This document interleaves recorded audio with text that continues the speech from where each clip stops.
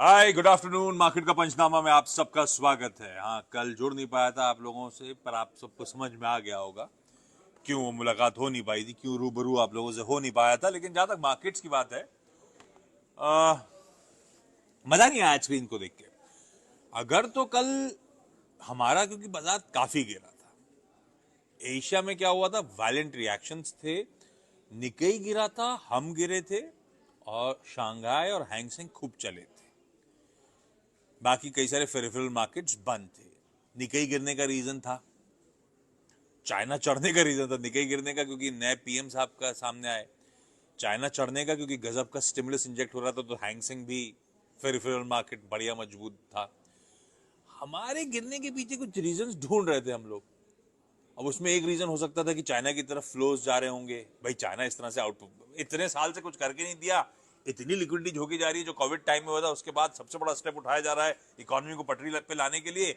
हो सकता है वहां की तरफ पैसा जा रहा हो सकता है हमारे ऐसे निकाल दिया हो, ठीक है। और दूसरा, सेबी की बड़ी इंपॉर्टेंट बोर्ड मीट थी शाम को, पता नहीं एफएनओ को लेकर क्या क्या आने वाला है। अब चाइना तो 7 दिन के लिए छुट्टी पे गया, वो तो आज रिस्पॉन्सिबल था नहीं। सेबी की बोर्ड मीट में जो सबसे बड़ा हुआ था एफएनओ ट्रांजैक्शन से रिलेटेड, कुछ नहीं आया। आ सकता है वो सुगबुगाहट अभी भी है कि अभी खत्म नहीं हुआ है, लेकिन वो ओवरहैंग नहीं था आज के लिए।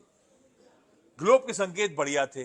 आज सुबह चर्चा हो रही थी, चाहे वो फेड चेयर की कमेंट्री हो, यूएस मार्केट्स की चाल हो, या आज सुबह के ग्लोबल मार्केट्स का मूड हो, खुद निकेई भी 1.5-2% ऊपर था। तो क्यों नहीं रिकवरी दिखाई? हम फ्रेजाइल थे आज। कल के मैसिव पेन के बाद हमने वो लोअर लेवल्स को रीटेस्ट करा, वही लेवल्स के आसपास क्लोज हुए जो क्रूशियल हैं। 740, 750, 740 आज का लो है, अदरवाइज 750 की बात थी, लेकिन 740, 750 से लेकर 800 का जोन, ये बहुत क्रूशियल है बाजारों के लिहाज से। और हम उसी प्रिकेरियस लेवल के इर्द गिर्द अभी भी घूम रहे हैं। शायद एक रीजन फिर से हो सकता है कल छुट्टी है, अब हम ट्रेड रिज्यूम करेंगे थर्सडे को। खैर, इसीलिए वेट एंड वॉच वाला मोड ही ये बाजार में ठीक है। हालांकि स्क्रीन लार्ज कैप्स रिलेटेड, कुछ हेवी वेट रिलेटेड दिक्कत थी, अदरवाइज ब्रेथ वेथ पॉजिटिव थी। चलिए, बिना समय वेस्ट करे कुछ सवाल जवाब की तरफ बढ़ रहा हूं। रजनी मिश्रा सर, आईजीएल का 80 शेयर एट 519 पे 3 साल से है मेरे पोर्टफोलियो में, क्या करें?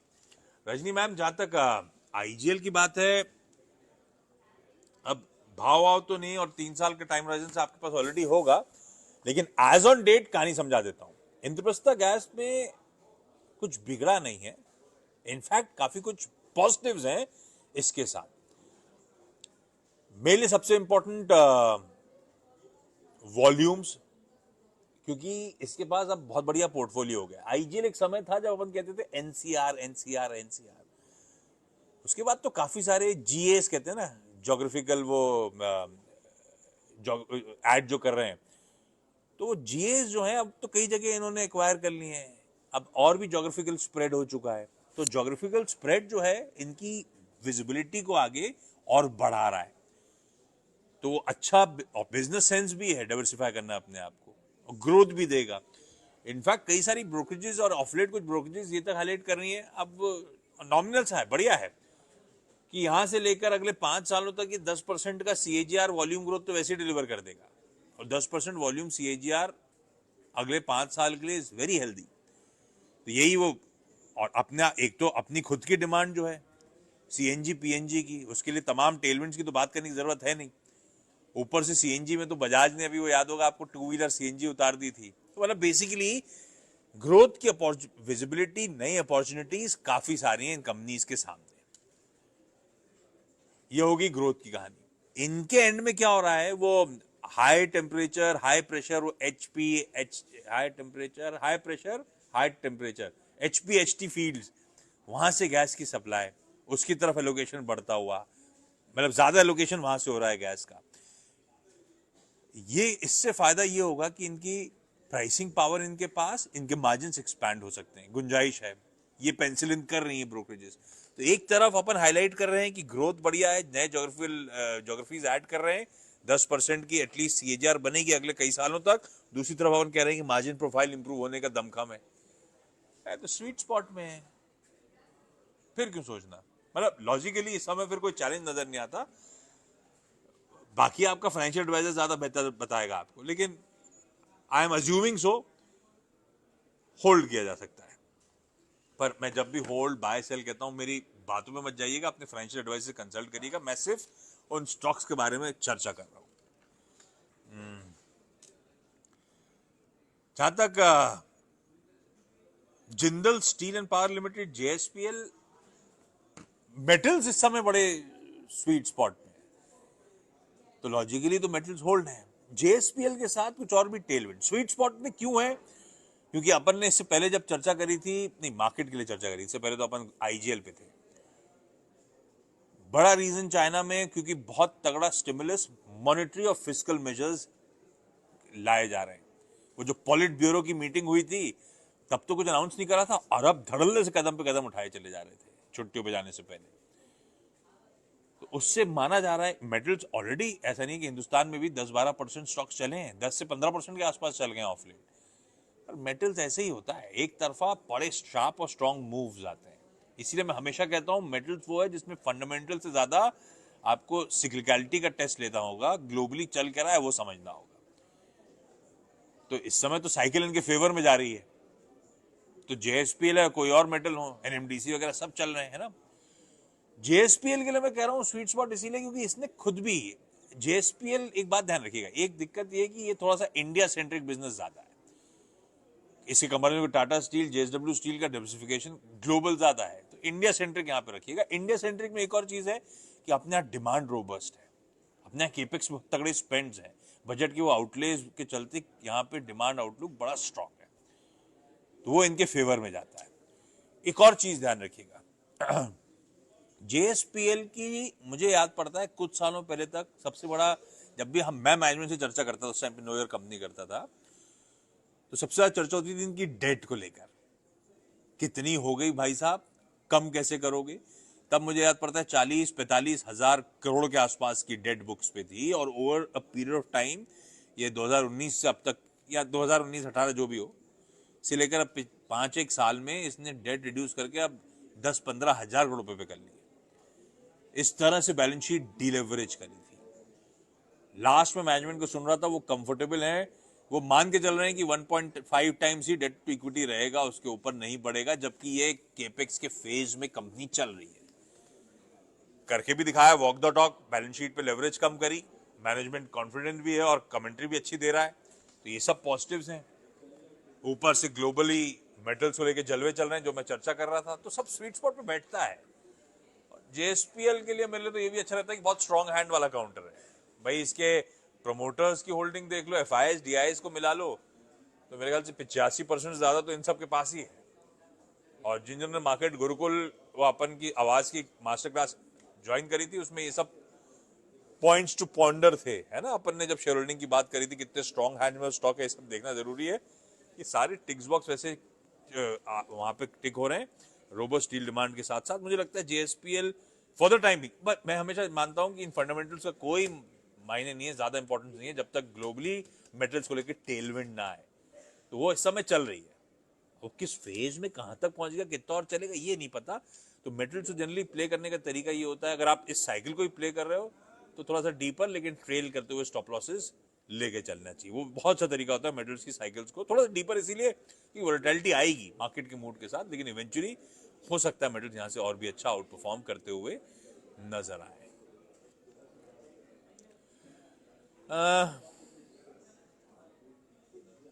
एक मिनट, हमारे बंधु ने अभी मुझे बाकी के लिंक्स भी भेजे हैं, मैं आपके ट्विटर की क्वेरी पे आ रहा हूँ।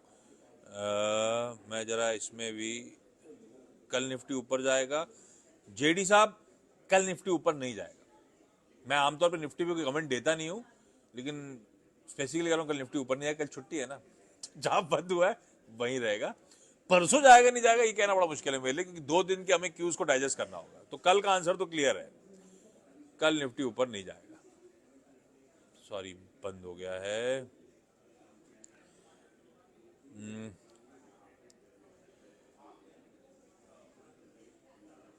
जहां तक ये मुथूट फाइनेंस की बात है, या थोड़ा सा, अच्छा आज सुबह की ब्रोकरेज थोड़ा सा कंफ्यूज कर रही थी, लेकिन लॉजिकली तो थोड़ी सी गाज गिर गई। आरबीआई का जो सर्कुलर है इन गोल्ड लीजिंग कंपनीज, जो अपन कहते हैं ना गोल्ड एनबीएफसी वाली है ना, वो सर्कुलर तो चिंताजनक है। वो कह रहे हैं कि कुछ इरेगुलर प्रैक्टिसेस होती हैं जब गोल्ड लोन्स दिए जाते हैं। तो अब वो इरेगुलर प्रैक्टिसेस जैसे कि अब उनका कहना था भाई सही ड्यू डिलिजेंस नहीं होता, बहुत ज्यादा कैश डिसबर्सल्स होते हैं, ट्रांसपेरेंसी नहीं होती, वगैरह वगैरह, लंबी लिस्ट थी आरबीआई के कंसर्न्स की। और आरबीआई ने ये तक कहा है कि आप 3 महीने का समय संभाल लो, नहीं तो हमें कुछ एक्शन लेना पड़ेगा। अभी कंपनी स्पेसिफिक एक्शन तो आईएफएल के केस में हो चुका है। अब जब एक ही ब्रश से पेंट करने की बात कर रहे हैं, ये कह रहे हैं कि फेलियर टू डू सो या फेलियर टू कंप्लाई, हम कुछ सीरियस सुपरवाइजरी एक्शन कर सकते हैं। तो क्या नियमों को कड़ा करने की बात, और अगर इंडस्ट्री में नियम कड़े होने तो काहे का मणप्पुरम, काहे का मुथूट, काहे के बाकी प्लेयर्स सब बराबर हैं, काहे के कोऑपरेटिव नियम सबके लिए खड़े हो जाएंगे। अब ये बात अलग है कि ये अपने पीयर्स से थोड़े से बेहतर प्लेस हो सकते हैं, लार्ज एनबीएफसीज हैं तो बेहतर होंगी। अजम्पशन ये है कि काफी नियमों का पालन ये ऑलरेडी कर रहे हैं, कई सालों से कर ही रहे होंगे। ये हो सकता है गाज या आरबीआई के डिक्टेट हो सकते हैं छोटे कोऑपरेटिव्स वगैरह में जो इस तरह की लोन दे रहे हों, ये अजम्पशंस हैं। पर जब एक ही ब्रश से सब पेंट होगा तो गाज दिक्कत इनके लिए भी हो। मेरे ख्याल से इसीलिए स्टॉक मार्केट में मुथूट और मणप्पुरम, ये दोनों जिनकी चर्चा ब्रोकरेज रिपोर्ट्स कर रही थी, इसलिए मैं नाम ले रहा हूँ, अदरवाइज तो बहुत सारे हो सकते हैं इनका मूड पकड़। ये प्योर प्ले थी, सबसे ज्यादा गाज इन पे गिरी थी, एक 3%, एक शायद 1.5% की कमजोरी के साथ आज बंद होता हुआ नजर आया था। तो टाइटन करना इनके लिए भी खराब है। मेरा मानना है बहुत सारे विकल्प बाजार में है, क्यों कहीं पे रेगुलेटरी एक्शन का डर जब बैठ रहा है तो वहां क्यों घुस जाना है। हाँ, इवेंचुअली जब सब टाइटन होगा, अगर ऐसा होता है गाज गिरती है, तो उस गाज गिरने पे भी स्वीटर स्पॉट पे ये दोनों प्लेयर्स होंगे, क्योंकि कई सारी छोटी मझोली कंपनी उस तरह के टाइटन रूल्स पे परफॉर्म ना कर पाए, तो पाए का बेटर शेयर भी गार्नर कर रहे होंगे। ये सब प्ले आउट होगा, बट हु नोस कैसे प्ले आउट होगा, कितना समय लगेगा, इसलिए अवॉइड है। पर अगर तो मणप्पुरम में मुथूट आप लोग में किसी के पास है तो उसका लॉजिक भी समझाता हूं। क्यों, कौन सी ब्रोकरेज वगैरह तो याद नहीं मुझे, इस आरबीआई के इस डिक्टेट के बाद क्यों ब्रोकरेजेस कह रही थी मुथूट मन्नापुरम बेहतर प्लेस हैं, क्योंकि उस साइज के हिसाब से पुरानी एनबीएफसीज हैं। और उसमें क्यों ब्रोकरेजेस कह रही थी कि मणप्पुरम शायद बेहतर प्लेस्ड है, not because of business, Muthoot बड़ा है, गजब का बिजनेस है, पर शायद वैल्यूएशंस का कंफर्ट मुथूट के पास नहीं, मणप्पुरम के पास है। अब बड़े होने का प्रीमियम मिलेगा, पर लास्ट, क्योंकि आज ये सब अपडेट आए थे तो मैं कल रात में चेक कर रहा था, मुथूट जो है वो शायद 3-3.25 times price to book trade करता है, और मणप्पुरम उसके सामने 1.5 टाइम प्राइस टू बुक पे है। तो इसीलिए वो वैल्यूएशन कंफर्ट कहां है, वो शायद किसी मणप्पुरम की तरफ है, इसीलिए शायद ब्रोकरेजेस मानती, इसीलिए शायद आज वो कम भी गिर रहा था जब दिग्गज मुथूट ज्यादा गिर रहा था 3.5%। खैर ये अवॉइड है, ये जो घुसने का मूड बनाने गिरावट में, अभी काय को रेगुलेटरी ओवरहैंग के बीच में घुसने का, इनके पास है, पेडिग्री अच्छी है, इवेंचुअली ये ज्यादा स्ट्रॉन्गर ही इमर्ज करेंगी ईदर कंडीशन में, तो वो शायद फाइनेंशियल एडवाइजर्स कंसल्ट करेंगे तो शायद होल्ड की बात कर दे आपके साथ।